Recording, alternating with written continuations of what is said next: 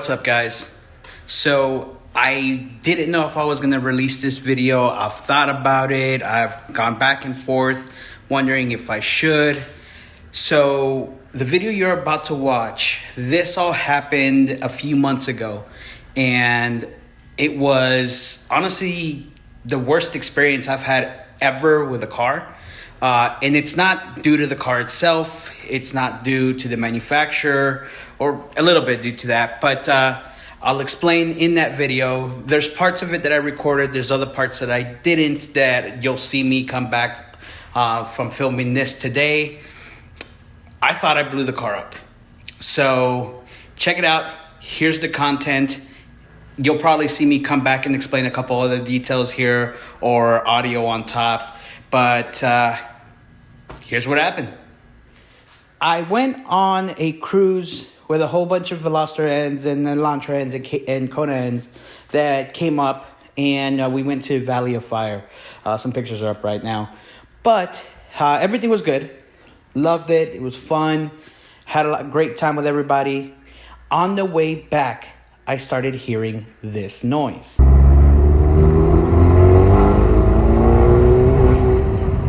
So I wanted to know what it was. Everybody, including myself, thought, oh, it's probably just something simple. It's a boost leak. Spoiler alert, it's not. What it actually ended up being is the turbo. So we're going to have to replace it.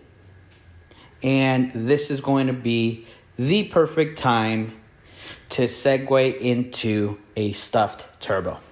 So follow my journey as we stuff this Veloster.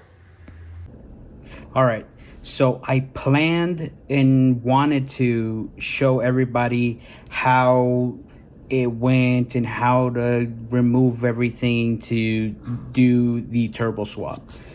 That didn't go well. And the reason why is because at that point, there was very limited availability on things and parts that we needed. So I decided I'm just gonna work with everybody that's doing this with me and knock it out. What we ended up doing is we not only went with a stuffed turbo on mine, but we ended up upgrading a car that already had a stuffed turbo, and the car only had about 2,000 miles on that turbo. So we took the turbo from that car, put it onto mine, and then the car that we took the turbo from got the Elantra N stuffed turbo. So not the OEM Elantra turbo, but the stuffed turbo. So that's what we ended up doing. So it took us all weekend to do that. And when you do the Elantra N either OEM or stuffed turbo on the Veloster end, you need to swap out the hot pipe. That one, the one that comes with the Veloster, does not fit. So you need to get the Kona hot pipe, and that one is just a tad bit shorter, and that's what clears everything, and then you're good to go. So that's how we went about it. We ended up putting the stuffed turbo that was in that car with only 2,000 miles on it, put it onto mine, and then put the Elantra and stuffed turbo on that other car. So here I am a couple months ago explaining what happened again. What's up, everybody? So after about 2 weeks of hell with this car, and not necessarily hell because it was doing stuff the entire time, it was actually just down, I have the car back up and running. So as I told you guys, and I showed you in the last clip, the car, the turbo just started taking a dump. So we noticed it when we were on a cruise with the SoCal End guys going up Valley of Fire, and I started hearing a noise. It sounded like a dental drill. And at first we were like, okay, this could be a vacuum leak, it could be a boost leak. Let's see what's going on. We checked all the couplers, we checked all the piping, we checked vacuum lines, everything was fine. Then we said, all right, that's the case. Let's go ahead and take off the intake, the turbo inlet, and see what's going on with the turbo. Lo and behold, the turbo had shaft play. So as you can see here, here's the OEM turbo, and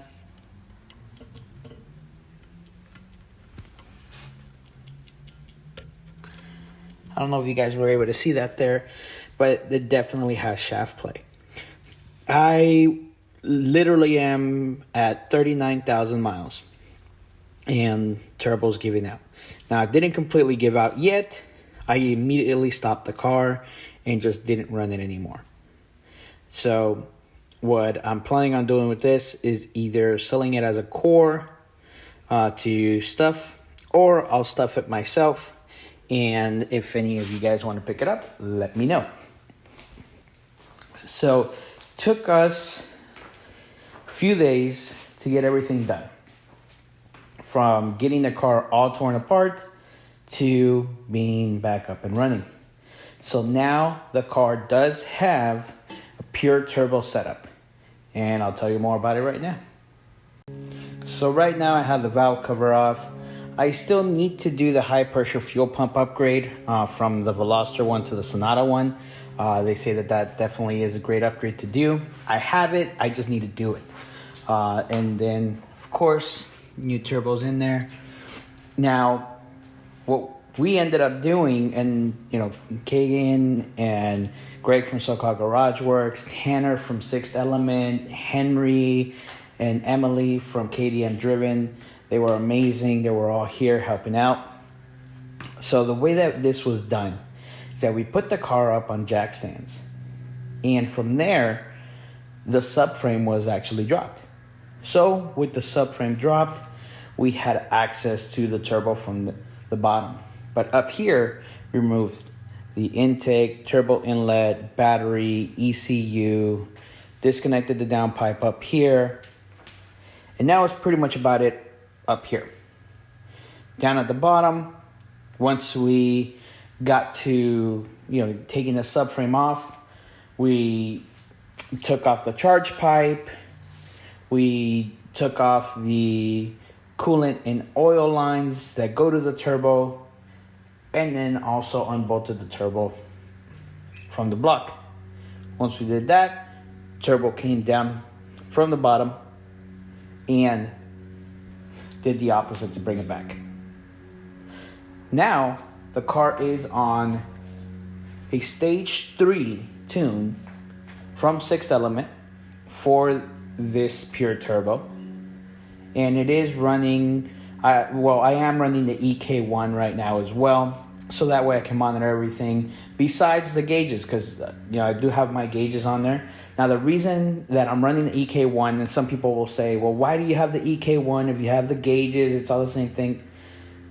There are gauges that I don't have that I can see on the EK1, but the biggest thing is that I can data log, and also if anything happens, I can immediately see from the EK1 what's going on. If there's any check engine lights or what have you, I can do that. Now keep in mind, that is not something that we expect to happen, because this is OEM housing, just the turbo has been upgraded on the internals, and this has been a proven method of doing stuff. So definitely a reliable upgrade. Now, why didn't I take this to Hyundai in order to get this replaced? Two reasons. One, it's happening to multiple people, whether they have bolt-ons, whether they're tuned, or if they're stock. So if they replace it with the same turbo, at some point I'm going to have the same issue. Two, all of the bolt-ons and everything that I have, I don't want to deal with. And also the fact that this one had a broken stud. So that would be a reason that they would try to blame of why the turbo went out and all that. So I didn't want to deal with that. That's what I did. So now I'm going to be going to Slammed Enough and taking it on a 200 plus mile road trip. All right. So as you guys saw, everything was put back on, and I was about to go on a 200 plus mile road trip to slant enough. So drove the car, and honestly, everything has been fine since then. So the turbos on these cars, from what I understand, I don't know if there's something where they weren't built 100% the way that they should have, quality control issues, I don't know. But there seems to be a group of Veloster owners, whether they're modded, whether they're stock, that have had issues with the turbo blowing up. So that's just, I'm part of the experience on that. And I know I could have taken it to Hyundai and gotten taken care of with the warranty, but with all the bolt-ons, the fact that my turbo already had a snap stud from when we did the downpipe, that's just things that I didn't want to have to deal with. And honestly, I had the opportunity to go stuffed, so that's what I ended up doing. So that's what happened. I've never had to deal with that type of experience because this is the first car that I have that has forced induction. I've been told that cars with forced induction can be delicate. This one hasn't been. This just happens to be one thing that has happened to it. And other than that, it's been solid. So tell me what you guys think. Tell me if you guys have heard about this or if you guys followed while it was happening on Instagram to me or anything like that. I was updating on that.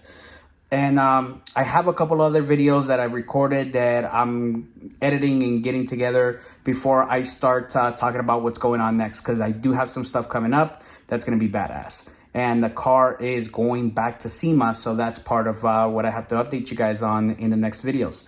So let me know what you guys think. Comment down below. If you haven't, subscribe, hit that bell notification so you know when I upload videos. And I'll see you guys in the next one.